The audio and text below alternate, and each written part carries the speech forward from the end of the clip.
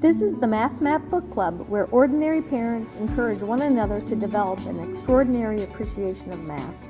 We love what we know and struggle over the unfamiliar.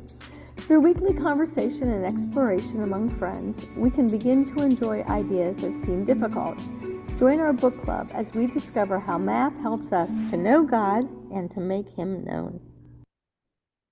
Hi, I'm Lee Bortons. It's Wednesday, August 14th, 2024, and welcome to the Math Map Book Club, where Kirsty Gilpin and I discuss lessons each week from our math curriculum for families with students enrolled in classical conversation communities.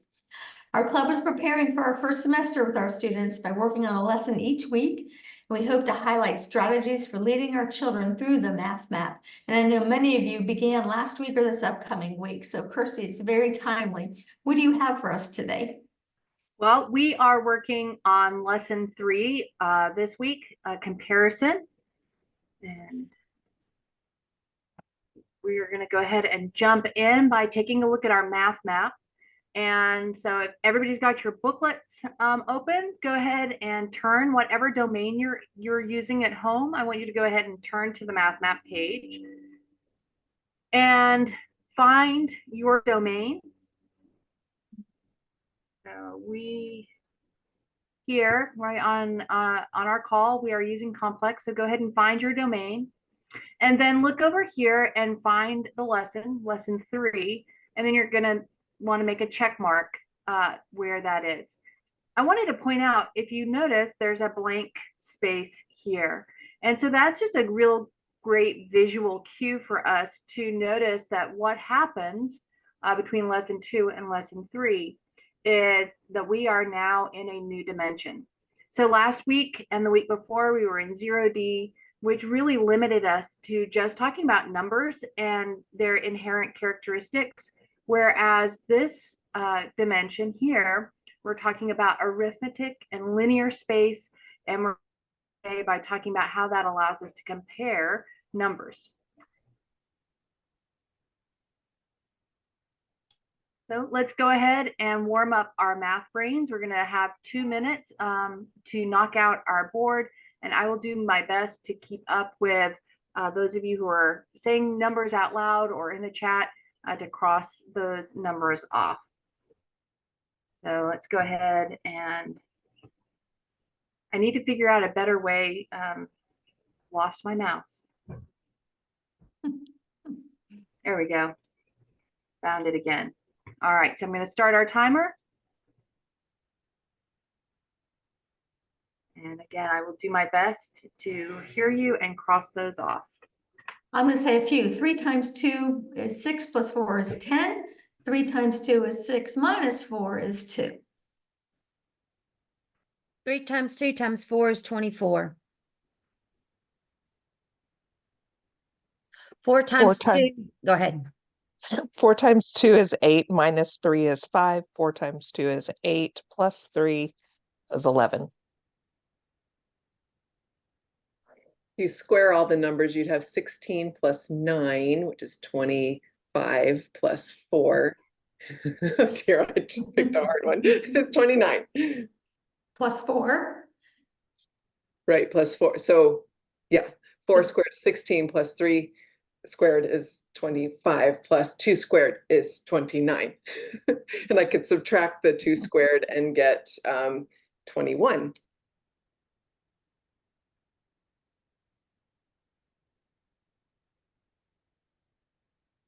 And you can get 3 squared, 4 squared is 25, minus 2 is 23, plus 2 is 27. Mm-hmm.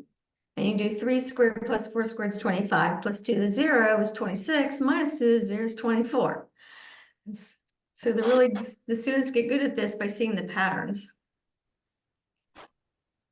3 cubed is 27, plus 2 is 29, plus 4 is 32. 3 to the 0 power is 1, times 2 to the 0 power is 1, times 4 is 4. Or 4 to the 0 power is 1, times 2 to the 0 power is 1, times 3 is 3. I have 4 cubed minus 3 cubed minus 2 to the power of 0 is 36. Great. Well, as you can see, we ran out of time. And so great job. We got close to knocking out the board. So maybe by the end of our year together, we will knock that board out within 2 minutes. So great job. So we're going to go ahead now and move on to looking at our cover. So again, whichever domain you're in, go ahead and turn to your cover.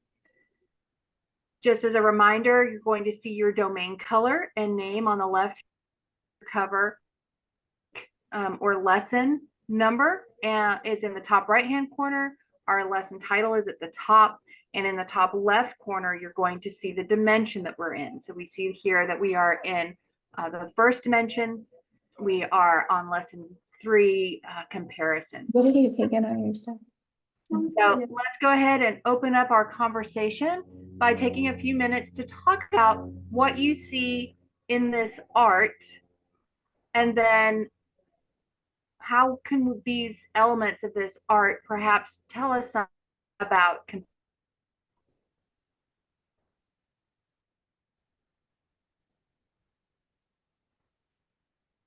I immediately want a line of symmetry and to compare the left and the right side. And in the framing around the oval, that is easier, but then there are still some differences, I think. Well, go ahead and let's play with that idea. What is the same? So if we're comparing that line through the line of symmetry, is it perfectly symmetric in that image around the oval? The owl is not at the bottom center. Yeah, and the C's are symmetric left and right, but not up and down. Mm-hmm. And of course, the oval is symmetric one way, left and right, and a different way up and down. Then there's the peacocks at the bottom, that they're in the same location, but they're not mirror images of each other. They're both looking to the right. The birds above them, it's the same thing. One's looking kind of straight and the other one's got its neck extended.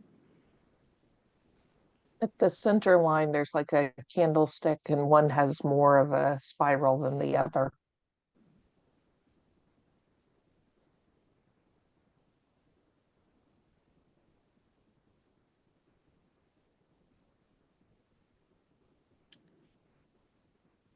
I like that April like- balance, but not symmetrical.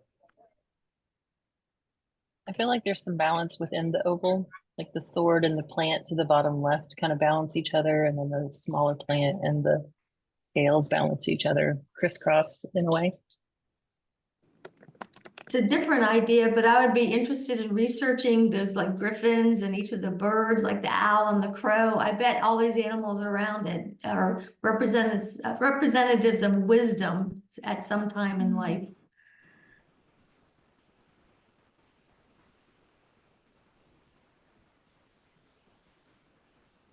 Oh, good, April. April said it makes me think of an equation. Both sides are equal, but could look different. Like 2 could equal 1 + 1. Of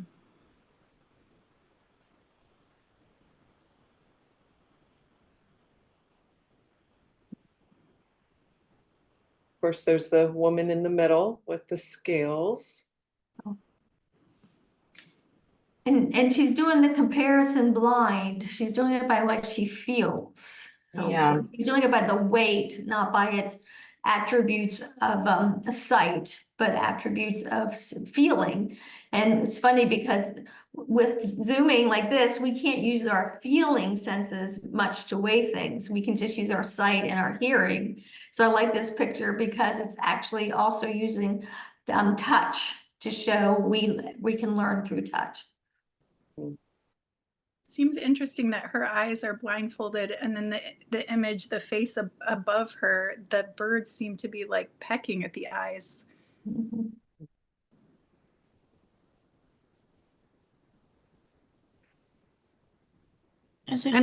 I'm interested by the fact that she has bare feet. Again, the feeling. Yeah. And her loin, like she's got her skirt all girded up, ready to go. I'm wondering what's in blindness- the bottom right-hand corner of the oval. It doesn't look like something very like natural or in nature. It looks more like a stack of papers. This may have already been said, but if at first glance it seems like it is symmetrical on a vertical line. But if you look closely, some of those creatures have just small differences, like the peacock on the bottom left and bottom right. At first glance, it looks like it's very symmetrical, but then you look closely and one head is turned one way where the other one is not. Same thing with the dogs on that corners of the bottom of the oval. Looks like they're just dogs or wolves or whatever, but they're not exactly the same and those same birds. So at first glance, maybe something might it looks very similar and alike, but upon close observation, it's not really. Right. I'm wondering, what does it say in the bottom in that little bit of, is it Greek or Roman subscript? I can't read it. But I wonder if it's significant. It says something fecit, which wouldn't that mean he made, and then Amsterdam. So I think it's the date and that this was made in Amsterdam on December 23rd. No, I don't know. I think it's neat. Oh, go ahead. I think it's neat that the image invites comparison, because they're pairs of animals and the scrolling is similar. But then when you look closely, you see the differences. So you see the similarities at the beginning, and so that draws you in. And then like the little snails are different. And to me, it's a delightful, like these little playful things, but it's like the image, when you look closely, it really invites you to compare. So I think that's clever, creative. I like it that you can tell she's on the go and she's walking and she's blinded, which means there's an element of faith and trust to the judgment that she's making. I was going to say, I feel like the blindfoldedness is a nod to impartiality of justice. Am I saying that the birds at the top are pecking at the eyes of that image at the top? Maybe they're blind too? I'm interested in the concept. Is she weighing like justice versus violence with the sword?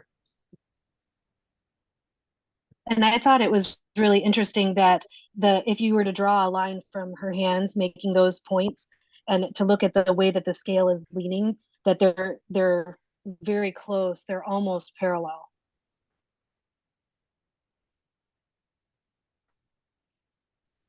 I think a comparison, how inside the circle it's just a human and some plants, and outside the circle are animals. And I don't know if that's relating to like dominion or having watching over kind of creation and man's position in that.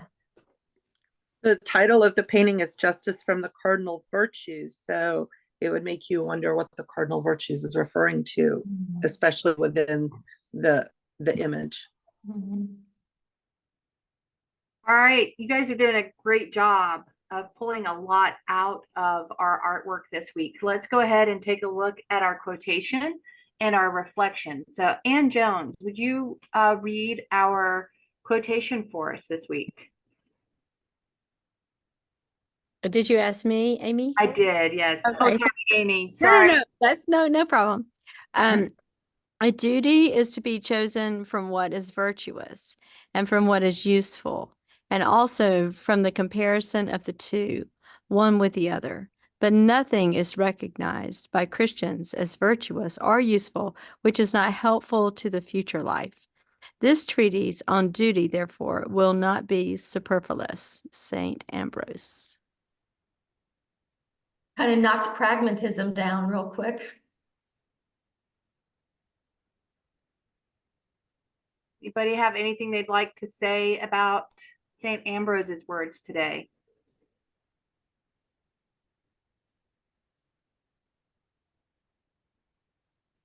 It reminds me so much of some of the quotes that I've read in Norms and Nobility lately, and just the idea of virtue as the purpose of using the classical model to develop our minds and our hearts above all things, that it's the most important part of our education, and the usefulness of virtue extends past any kind of job, like Lee said about sort of defeating pragmatism, and it pushes us toward that ideal type. And I think it's just so beautiful and so important. And I love how we get to see that in all kinds of subjects of study and skills that we develop. Great. All right. Oh, go ahead. It reminds me of the saying, if you give a man a fish, he eats for a day. If you teach a man to fish, he eats for a long time. And it's that same thing. You have to weigh, like, I can give somebody something and that feeds them for the moment, but it is that future. You have to look at both sides of it. You have to weigh it. Great. Good. Something I think would be really helpful was to get a scale and get a sword, plastic one, and blindfold one of your children and ask them to walk around the house with the two of them and see if that helps them to see anything different in this picture. All right, well, we are out of time, so I am going to go ahead and read our reflection before we move on. And our reflection is from John Calvin. O Lord, who art the fountain of all wisdom and learning, be pleased, therefore, to infuse thy spirit into me, this understanding of truth, judgment, and prudence, lest my study be without success and the labor of my teacher be in vain. So that's something we want our children to pray, because we don't want our labor to be in vain. All right, so we are going to head in your booklets to our I² page, which says invention at the top. If you are not in the complex domain at home, that's okay. You can read along with us when the curriculum is printed. This will be the same for all of our students, but with the appropriate color on this page. So I really want to emphasize that the purpose of this page is to practice the art of invention, to practice the common topics and asking questions, not to practice the math on the page. So remember that the math that's on this page is just a good material for practicing those common topics, those skills of learning here. So as we look at this, I would like to use my laser pointer. I want to draw our attention into this section here. And as we look at this page, I would like you to compare segments, rays, and lines.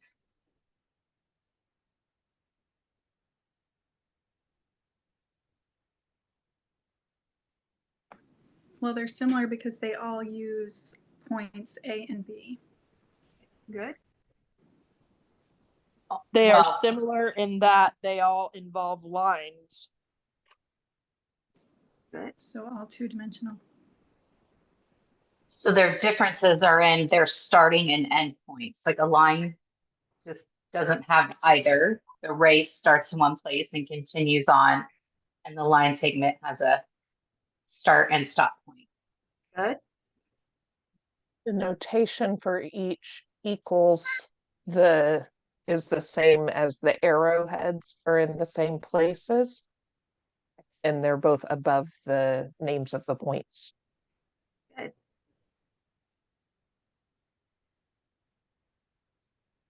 Yes, so they are all one-dimensional. So we are in 1D, and we will see lines in 2D. But when we see lines in 2D, they're still one-dimensional. It's just that their orientation now can be described within 2D. And we'll discover that that's the same for 3D, that orientation can be described within however many dimensions we are looking at, but the line itself just has one dimension.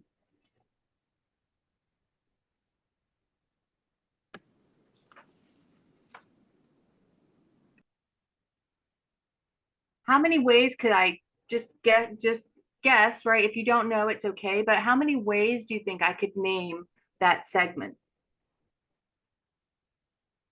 2. Okay, what are the 2? AB or BA. Good, right? There's just 2. I have to use my endpoints to name the segment. How about my ray and my line? Do you think I could name my ray or my line a different way and still mean the same ray or the same line? The ray would only have one way because you have to start at the beginning point, A, B, but the line is like the segment and that could be either way. Okay, good. If I had other points, could I name it differently if I had other points on the line? Yes, for both. Yes. Could I do that for a segment? No, because you need the endpoints. I have to be those endpoints. Good. Anything else anybody notices about segments, rays, and lines that they'd like to point out?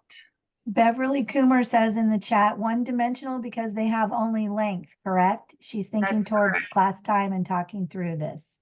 That is correct. So let's go ahead. I want to, just what you said there about them being one-dimensional, go ahead and I want you to look on that left-hand bar and look where it says 1D. And what have we drawn there as a representative symbol for 1D? 2 lines. How many lines are there? 2. 2. Do they intersect? No. No. So Yeah. 1D, how many? We can just have really one line, and it can be oriented in our 3D space anyway. But all we're going to see at a time is one line. Right. So go ahead and take a look at the cover of your book and look up in the top left. And what do you see there to describe our dimension? One line. One line. A little bit more information here on this page, but so when we're talking about 1D, what is our geometric shape that represents 1D? One line. One line, right? So is a segment and a ray a part of a line, or are they something different? Portions of the lines. Parts of the line. Or, I mean, it depends. It's both. Like, for the picture of the line, AB is a segment of it, but in the picture of the segment, there is no greater line, so it is just itself. Good. So you're right. So in and of itself, but we could see where we could nest those and say that a segment is part of a line, an array is part of a line, and a segment even could be part of a ray. But as you pointed out, we can't go backwards, right? We can't say, oh, the line is part of the segment. That doesn't make sense. So good job. All right, well, let's go ahead and turn our page to our I-cubed Memoria page. And I want to point out, again, remember that the purpose of this page is to practice Memoria and arrangement and to see our grammar in context, right? So when we're thinking about building our grammar, loading that Memoria, when we do it with flashcards, that's probably the most efficient way that we can load that grammar, but it's out of context. This page tries to take some of that and put it into context so that we see patterns emerging and how things fit together. But it's still, the purpose of this page is to practice Memoria, and the skills that help us lead to Memoria include that naming and attending and memorizing and expressing and storytelling. And then as well, looking at different arrangements. So as we look at this page, there's a lot on here that it's not going to show up in lesson 3. And I'm going to specifically point out the bottom where it says significant digits. As we go through the weeks, as we go through the next several weeks and we look at our lessons on addition, subtraction, multiplication, division, and then exponents, roots, and logs, we're going to explore how we would use significant digits in each of those lessons. But here, we've taken all of that information and put it together. So this can become a great reference. Again, it's taking those pieces of material and they're putting them into context together in ways that we don't in individual weeks. So our goal is not to learn everything on this page today or even this week, but to pick out some things that we can attend to that we may want to memorize. So as we do that, I'd like everybody to look at this page and attend to our International System of Units prefixes. And what do you notice there? Do you notice any patterns there?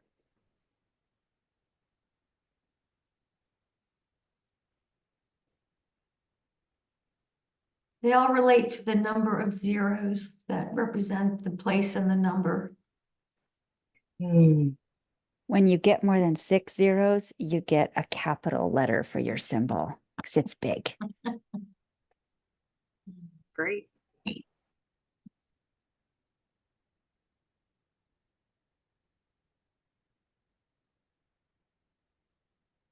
It makes me want to know what's between 10 to the first and 10 to the negative first. So if I'm doing a number line going 1 something negative 1, it would be 10 to the 0, and anything to 0 power equals 1. So I could discern that from this chart if I was to restructure it left, in one long column.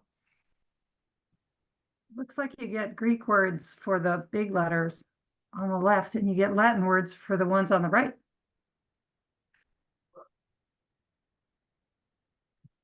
So Lee, I love the fact that you just pointed out that we have multiple ways that we can arrange the same information, and we might learn something different if we decide to arrange it differently. Well, now I want to go look up the Latin and Greek word for each of them too, and see why they did that. Yeah, I'm curious too. I have a question on page 10 in the booklet. There's one letter at the top is in the middle of the page. It says 1 with a capital N and a capital M, but I don't see the capital N on this page. Does anybody know what that stands for? Can you hold that question till we end and or put it in the chat so I can look it up? Yeah. Sure. All right, so we've attended to some details. So now what would, I want you to just look at the section. What is something that you would and revisit every day this week so that it becomes more familiar? And it can be all of it, or you might decide you just want to look at parts of it, because if we keep coming back and looking at it and reading it every day, it's going to help us to become more familiar and eventually, right, work towards memorizing it. So what, just in this section here, what do you think would be something you would like to work on this week, more moving towards memorization? Converting from standard to scientific and then scientific back to standard notation, practicing that. Okay. Oh, Tanya, now that I see your question, it's nautical mile. So it's not here because it's not one of these, but it will be in the chart. Okay, cool. I was looking at trying to figure out the answer, and I thought because it's a capital, it's got to be bigger anyway. So that's great, nautical mile. Thank you. I want to just get these prefixes in my permanent memory. So knowing, like, I hear these words, a terabyte. I've got a hard drive that has, can take a terabyte of information. Well, that's like just being able to picture 10 with an exponent of 12 and a capital T. Like if I could kind of load that in my memory and then maybe work my way down, like learn a couple each day and keep adding so they all become familiar. That's great. I think if a student is familiar with how to convert to scientific notation, I would jump to the significant digits because that comes up in chemistry a lot.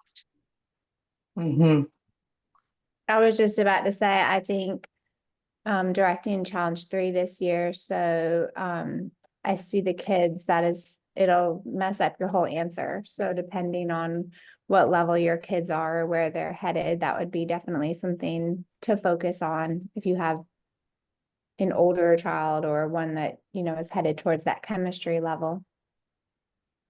Absolutely. So what I want to point out is that we all, right, in our class, we've all picked out something different that we are interested in becoming more familiar. So at home, right, I might have one day where I come and I really look at the whole thing again, and maybe I have a conversation with my parents about looking at this and saying, yes, this is why it's arranged this way, or this is what I want to add to my memoria. But we all picked something different that we said this week, I'm going to come back and I'm going to look at that every day.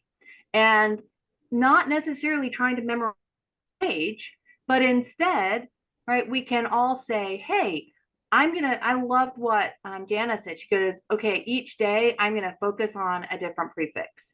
And I'm going to do 2 prefixes. And then the next day I'm going to try and add another one. Notice that there's more than 8 prefixes. So Jana's not going to get all of those prefixes this year. But guess what? If she got half of these prefixes this year, she's well on her way to having a lot more confidence in numbers. And next year she can add to that. So great job. So this week, I really want you all to go home and each day you said you were interested in working on, just go back and revisit it. Look at it again, maybe copy it, right? Use those memorization skills to help start building that memoria. All right, well, let's go ahead and take a look at our week. And this is our time of the week where I'm going to ask all of you to look at and find something that is familiar to you.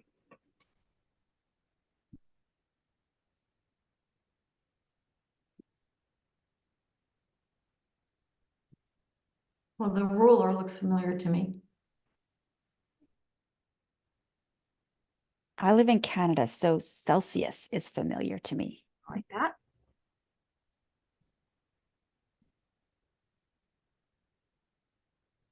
The lines and parts of lines that we just went over.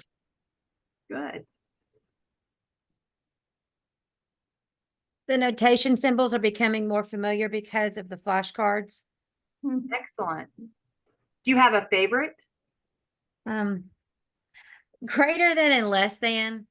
I always did the alligator thing. So, and I would invariably the alligator would eat the wrong side. So I've got to memorize those.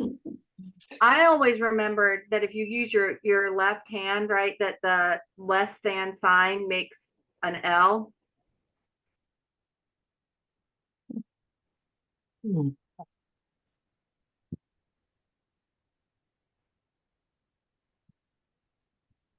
I think some of the like the equalities are familiar to me from having kids that have gone through challenge B logic. Good. On the right side, the rational bars look very familiar to some manipulatives that I've used with the kids throughout the years.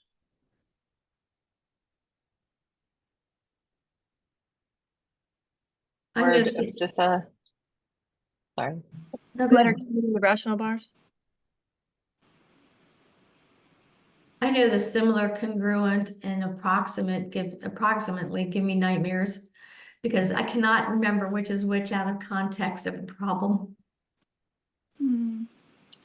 The approximate is very familiar to me now because my 12-year-old that's going through the naturals, he really zeroed in on that and keeps saying it over and over to himself as he's reading, you know, in the naturals. So it's quite familiar to me now. I got stumped on something, and so the brackets or braces looks familiar in the interval notation. So I wasn't paying attention close enough, so that artwork helped me to pay attention closely to the differences and notice that, oh, they're not always the same on both sides of a number. That changes everything. So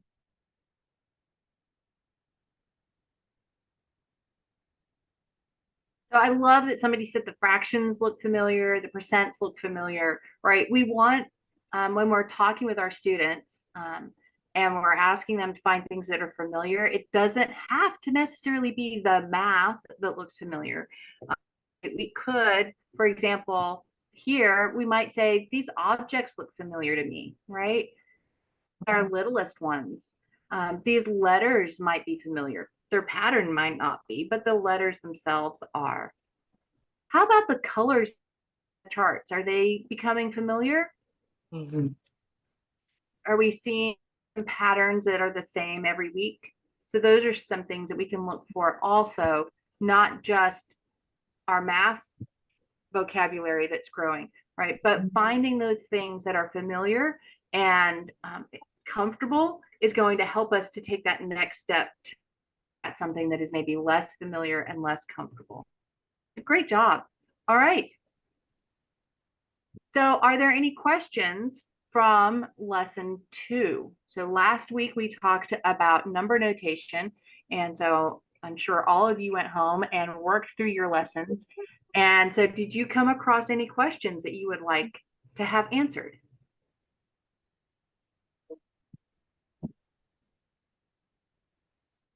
I don't have a question about week 2, but because we just started CC, so we're on week 1. We've been working through week 1 with my kids.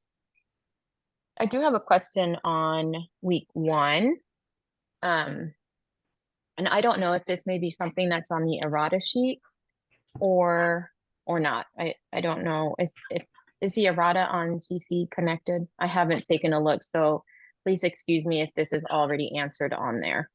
But as I was talking, as we were conversing with my kids on lesson 1, I wanted to ask about the, let's see, on page 4 of the first booklet. Is that okay if we go back to book 1? Sure.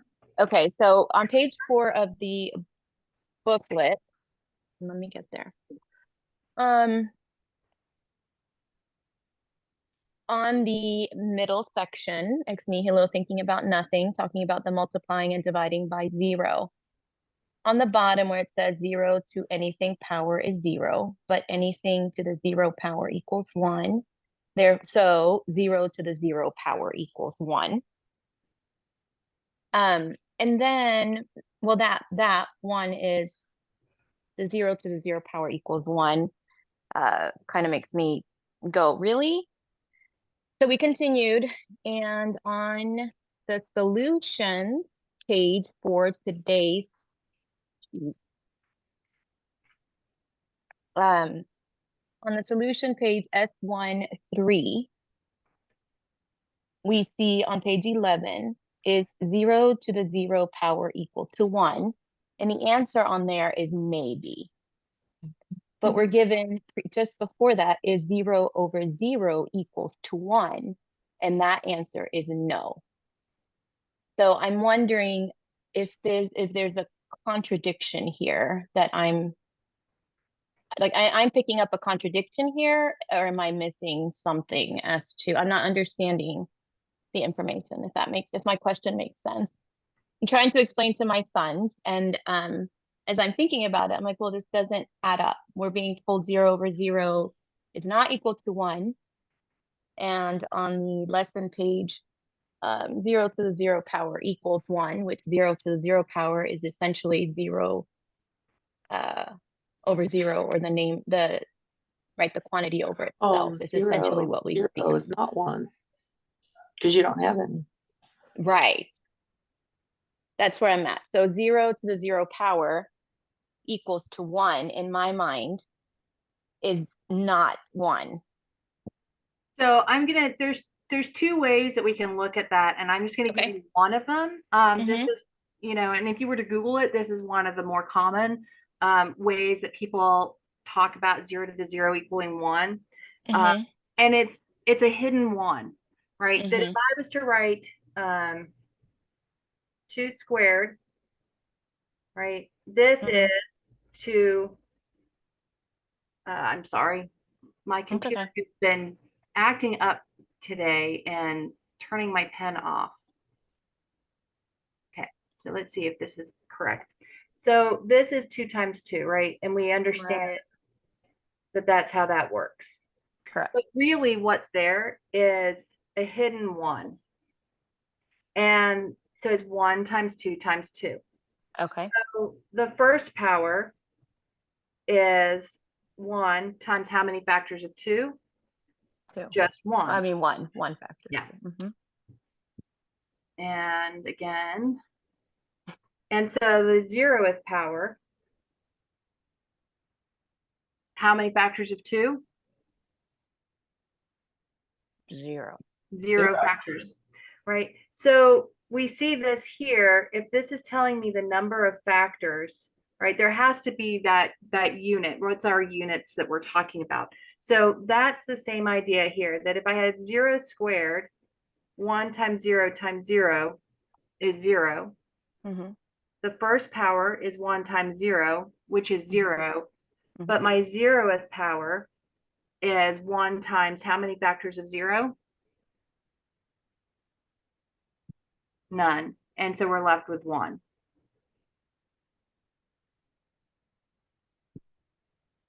And so here, this is, or that's why that is true. When you look right at the other place, it says maybe, I think Lee is trying to encourage you to think through, well, there does seem to be a contradiction. So maybe it is, talk about it, right? There are people who will argue the other way. This is what we've chosen to agree with in the math map, but there are mathematicians out there who would argue that 0 to the 0 is 0 and not 1.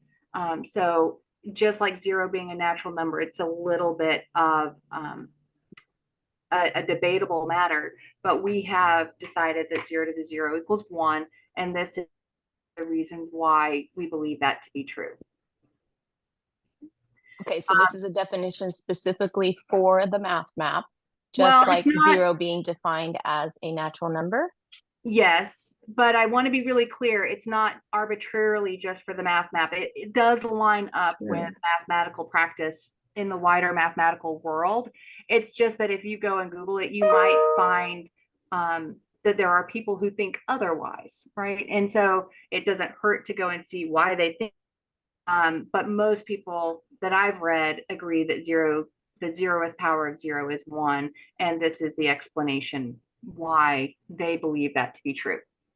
So I am going to move us on beyond this. If we have time and you'd like us to circle back around to this, we will. But we do need to keep going because. Okay, thank you. I will continue to wrestle with that. Thanks. All right. So as we look at page 1, and we're going to work through page 1 together. And I will apologize in advance if my pen messes us up, but let's see what it says. It says to discuss and trace the number line. And so I'm going to read this. I'm not going to open it up for a lot of discussion because of our time constraints. That would be a great thing for you guys to do at home. But here in our class, let's read it together. +1 means to move 1 unit to the right of the origin. And so our positives are to the right. So I'm going to go ahead and trace. And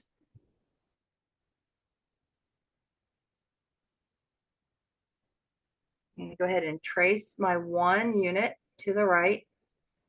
Yep. -1 means 1 unit to the left. So our negatives are going to be to the left of the origin, and the 1 tells me to go 1 unit. And a double negative means to reverse the negative unit. So my negative unit went left in the negative direction, but now my double negative means to reverse that. So I'm actually going to go in the positive direction. So I see here I've been given my -1, but now my final is going to be a reversal of that. Let's look at the section below that. And it says to sketch the hops from the origin to +3. So our first number line has natural labels and it starts 0. And so I can hop from 0 to 1 to 2 and to 3. And those are, again, natural labels. My number line below that goes infinitely in both directions and has integer labels. So it includes my negative as well as my positive. But I'm still sketching the hops from the origin to +3. So I start at 0 and I sketch my hops to +3. And then I'm asked to write what my labels are. And I'm told that these are integer labels. So I'm going to write my Z here. And I'm really sorry for this distraction.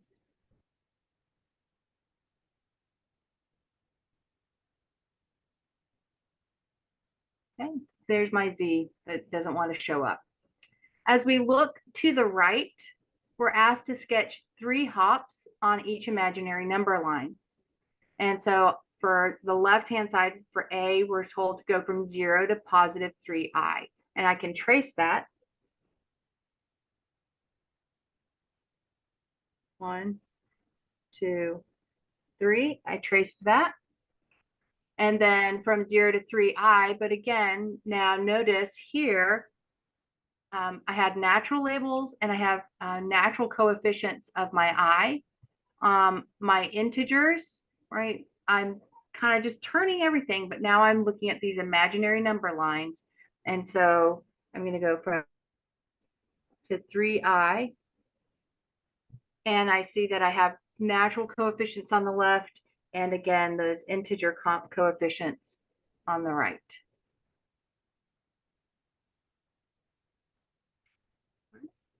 Let's go ahead and turn to page 2. And we're going to compare the lengths. And so we're comparing the lengths here of an integral symbol and an inch. So we have 1.5 integral symbols, and I'm comparing that to 1.5 inches. Right? I'm told here that it is an integral symbol, right? So if I wasn't familiar with that, I can read it from my image. And so I have 1.5 integral symbols. There's 1.5. And I can look at my scale and I have 1.5 inches. So they are equal. And below that, I'm asked to compare the scale. And I notice that 1 integral symbol is 1 inch.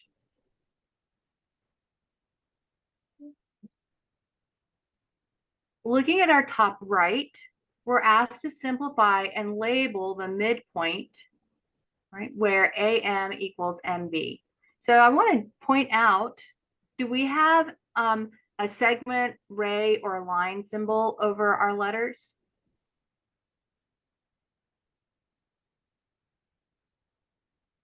Over here, do we have any symbols like we saw when we looked at rays and segments and lines? Is there a symbol? No. No. No. So that means if we went back and looked at our chart, that means that we're talking about the length or the distance from A to M. So the length of AM or the distance from A to M. So the midpoint is this point here, which is equally distant from A and B. So the AM equals MB. And we're told that we can find that location by adding up the endpoints of my segment, -97 and -65, those are my coordinates, and dividing by 2. So if I do that, I end up with -100. Anybody know?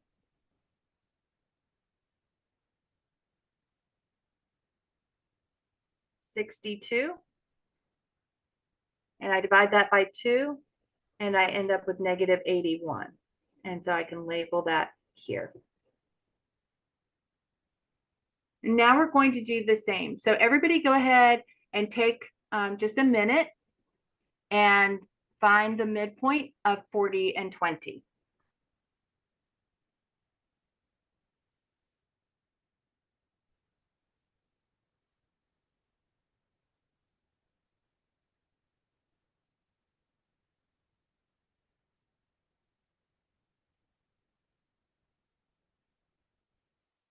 And hopefully everybody got 30. Mm-hmm.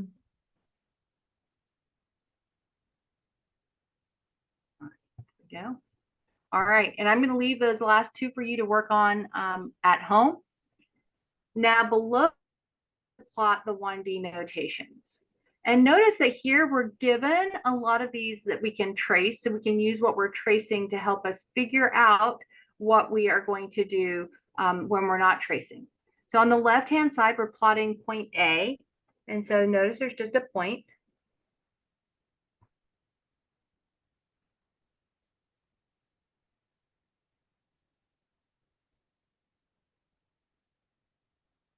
Then we're asked to plot that A is greater than or equal to 0. So if we go ahead and trace that, and what I want you to notice is that that's a closed circle with an arrow to the right that matches the direction of my comparison symbol. And then below that, we're asked to graph or plot A is less than 0. Notice here, this is an open circle. And my arrow is to the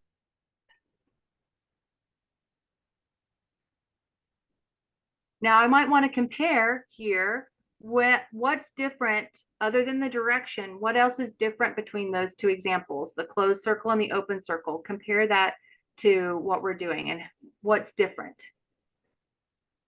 The closed equals 0, so it's greater than or equal to 0. So I have to include it. Excellent, right? So there our expression is an or equals, and so it's closed in. Great. All right, let's look on the right-hand side, and we're going to practice that again. So E is less than or equal to A, which is less. So we would expect that our endpoint on E is closed and our endpoint on pi is open. And as we trace that, we see that that's true. Below that, we're given that the negative square root of 11 is less than A, which is less than or equal to the square root of 11. So which one gets an open circle and which one gets a closed circle? Take a minute and go ahead and draw that. Remember, the less than is going to get the open, and the less than or equal to is going to get our closed. And then connecting. Is there going to be, for our last one, are either of those going to be closed circles? Nope, both.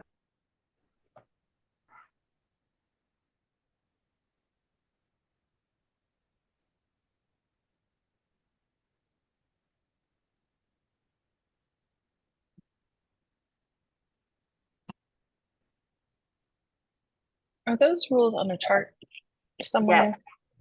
Which chart is it? Those are on chart 2-1. I think you're going to find, thank you. Find that there. You'll also find examples of this on chart, sorry, not 2-1, 3-1. That might be an old version of the chart. Let me restate that. I think you're going to find most of this is going to be on chart 3-4 because we moved some, but there's a lot of examples of this on chart 3-4. And oh yeah, I see it now. Thank you. You're going to be practicing this every week. So we're going to be practicing graphing on a number line every week. So you don't feel like you have to get this 100% today. We're going to have lots of opportunity to practice this in the coming weeks.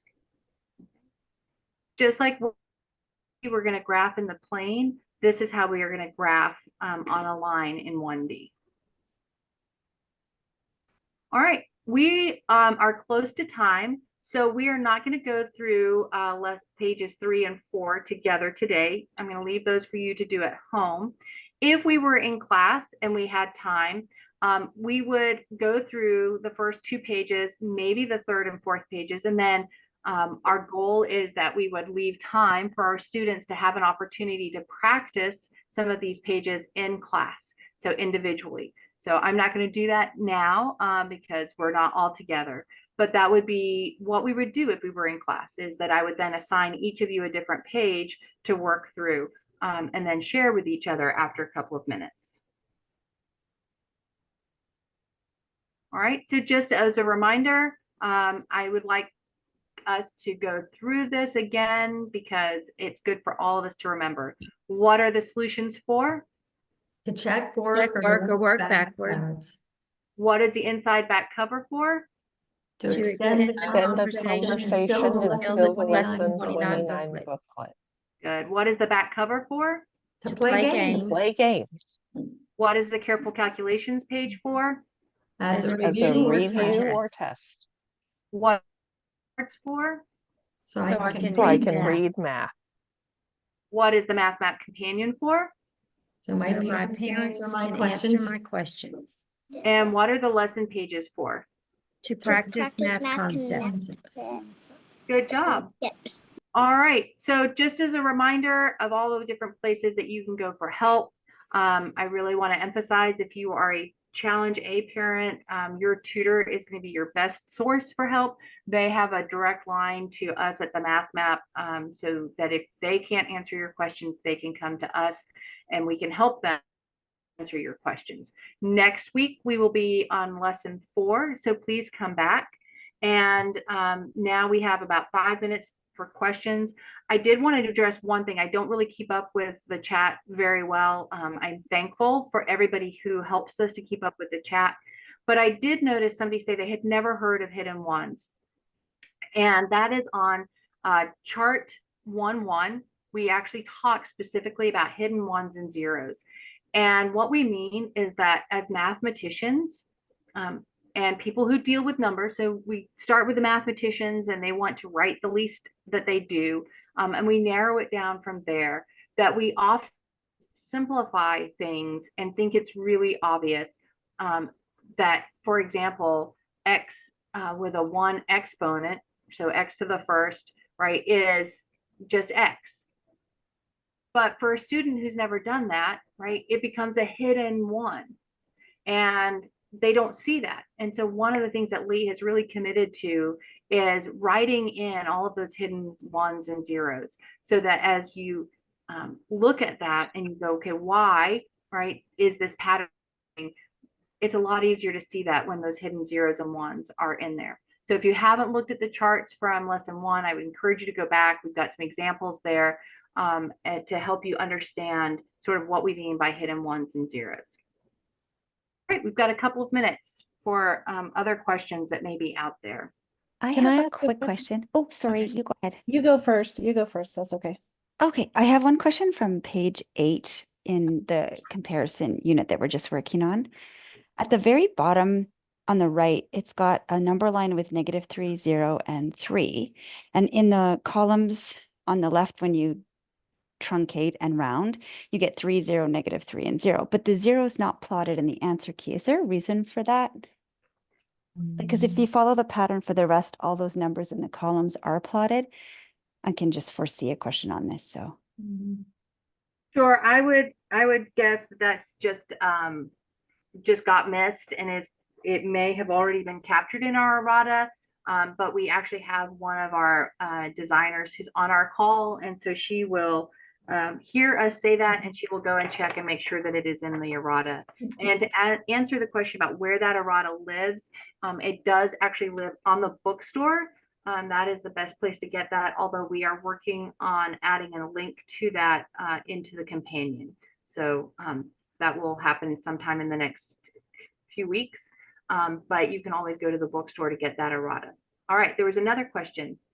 Yes, I'm a Challenge A director, and we had our week 1 class this last week, and we had the ex nihilo, and one of the students had a booklet that had some different, some of the pages were completely different than everyone else's booklet, and the charts were different too. And I don't know, have you heard of any of, like, I don't know what to do or what to tell them to do. They should go ahead and they can email the mathmap@classicalconversations.com Okay. or call customer service, and we can go ahead and make sure that we address that and get them the materials they need. Okay. So one thing that's possible is they borrowed it from previous pilot, and we have cleaned them up a lot from the pilot. So they wonder. really need to purchase the newest one if they don't want a bazillion Okay. errors. Yes, yes. Okay, thank you. Christy, I have a quick question. I don't have anybody in Challenge A, but I am noticing the invention and the memoria and arrangement pages. Those do not exist in the fractions and digits. So do those 2 pages start with complex?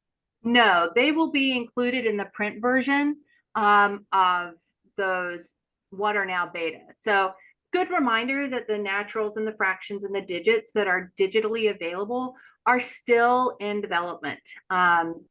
We are releasing those early just because we've had so many people who are excited to jump in and get started.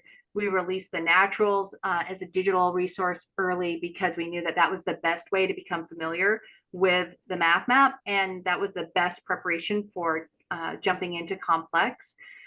So they are still sort of a beta an in development resource. Once they are printed, they will have the charts, they will have the I squared and I cubed pages, and that will be, and they will also have become active in the companion with more than just the downloads. So they will actually look like Complex does, but using those other domains. And over many years, we will have content in the companion that's specific to those domains as well. But it's just, that'll take a little bit of time to get out there. So. Okay, so that's just something that because it's the digital, it's not going to be in the digital. Correct. That we put and do. Okay, but then like next year when the rationals comes out, it will have those pages in there going forward. That is correct. Thank you. You're welcome. And meanwhile, they can see them all in the companion if they're community members. Amy, was that you that asked that question, or I see your hand up? Yes, I just asked that question. Okay. 2 questions. I have a quick question. Is it possible to ask one more question? Yeah, so yes to you, and then Jessica, I think you said you had a couple of quick questions. So those will be our last questions for today.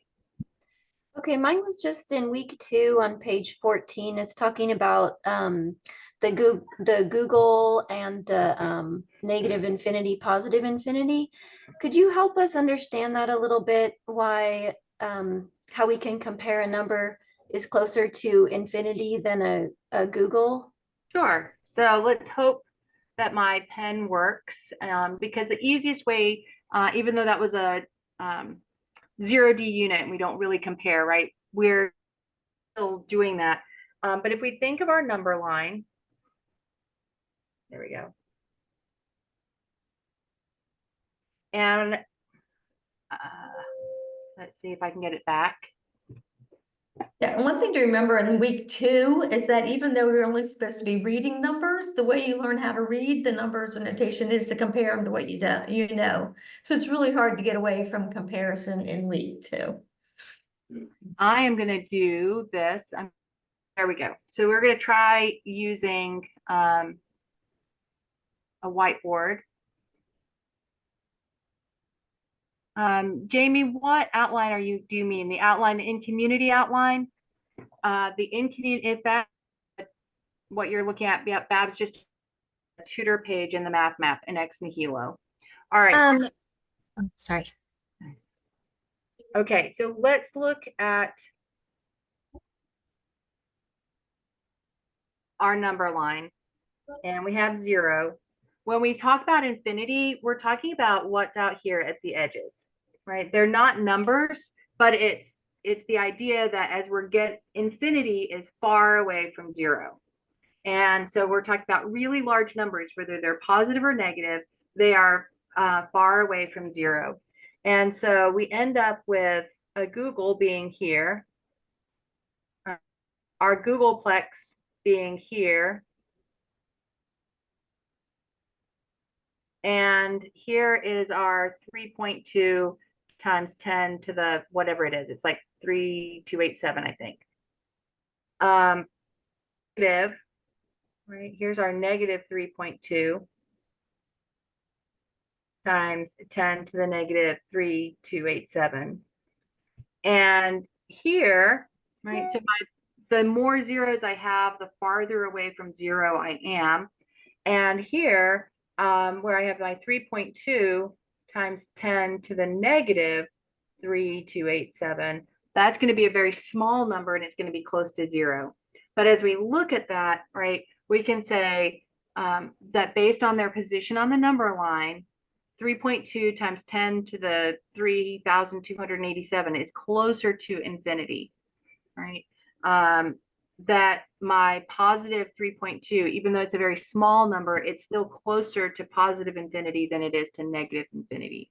So the best way to think about those location questions and closer questions, look at how they would be graphed on a number line. Does that help? Yeah, I think I was having trouble comparing to infinity since it goes on forever. So it seemed like it would naturally be closer to the finite number, which is the Google. Maybe I'm reading which one is closer to infinity. So if that was page 14, let me look at that. Yeah, so we're comparing the negative 3.2 and the Googleplex and their relative position versus whether it's closer to negative infinity or a Googleplex. So I think if you read the question again, that than is there, right? That we're talking about, we're looking at the relative positions of these numbers compared to infinity, not to each other necessarily, right? So Okay. this And remember, number is and the closer to infinity than Google.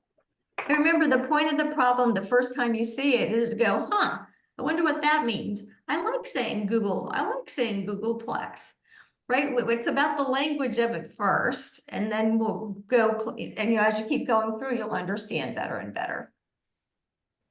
Okay, thank you. All right. So you had a question. Yeah, I'll start with the easy one first. Okay, so I have a fractions kid and a complex kid. And so she went to her first week of CC this week, and then we tried to do Math Map together. She'd already gone over the art page. I did it again at home. I'm just confused about what items are supposed to be done together as a family, and at what point do we break out? Because I'm noticing like going back and forth between his pages and her pages. There's some that at first glance, it looks exactly the same. And then you realize, oh, he's missing pieces from her. So I'm thoroughly confusing him. So I'm just looking for some guidance on how that works. And then the other question I have is, because this is very intimidating to me, math is not my strong suit. I'm language arts all the way. And my husband, although an engineer, works full time. I don't know what, on the companion, if there are videos that I've just like missed, because I'm clicking on everything I can possibly click on to have this explained to me. And I am feeling extremely overwhelmed, and I leave the room, but I want to cry. So I need help. So sure. So first, it's really hard for me to tell you what this is going to look like at home, because you're going to figure that out over the course of a couple of weeks. For some families and some students, it might just be talking about that art together is where you start. And then you might look and say, okay, let's look at page 1. What's your page? What do you have? Oh, and just what you said. Hey, look, these look like they're the same, but yours is different, right? And so it might be that. It might be that you aren't actually teaching all of that. You might have a student who's very independent minded. And so you might say, we're just going to look and compare. Okay, you go and do what you need to do. And then you come back in 15 minutes and I'm going to take that 15 minutes to work with your sister. Or a student who says, I really want to have more hands-on time with mom. And so you say, okay, well, we're going to look at this, and let's look at we're going to find a couple of problems that we can work through together and compare. Okay, this is what your sister's doing. What are you doing? Okay, this is what your sister's doing. This is what you're doing. And then maybe you send your younger student off and you work more with your older student. It's going to take time. I liken it to, right, we're giving you this incredible freedom to lead the math education in your home, but you're like, oh, I'm not sure I'm ready for that yet, right? So it's going to take a little while for you to sort of practice and experiment in your own home to find what works best for you. There's not a right way to do it, but we want to catch that vision that, hey, when you're sitting around the table that night and dad says, well, what did you do in math today? That both of your kids were working on the same thing and you can have a common conversation, right? It doesn't mean that you have to be in lockstep all day if that's not what works for your family.